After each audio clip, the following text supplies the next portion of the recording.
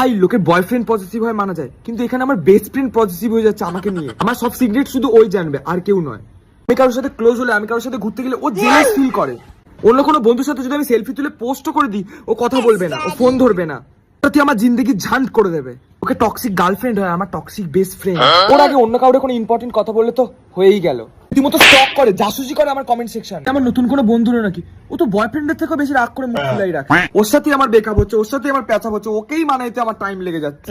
ও কারোর সাথে আমাকে শেয়ার করবে না, আমি শুধু ওকে মানাইতে মানাইতে আমার জীবন শেষ হয়ে যাচ্ছে। আমি ওর অ্যাডাপ্টেড চাই, ওর পারমিশন ছাড়া আমি কোথাও যেতে পারবো না। আমার মা বাবাকে এতটা ভয় পাই না যতটা আমি ওকে ভয় পাই। পারমিশন না দিলে আমি মেয়েও সিলেক্ট করতে পারবো না। গ্রিন সিগন্যাল দেবে, তারপরেই যা হওয়ার হবে। ট্রেন তো পরে, ওকে তালাইতে তালাইতেই তো আমার জীবন শেষ হয়ে যাচ্ছে। আমার জীবনে সবকিছুতে ওরই হাত। तू है तो मेरी सांसें चले, बता दे कैसे मैं जीऊंगा तेरे बिना।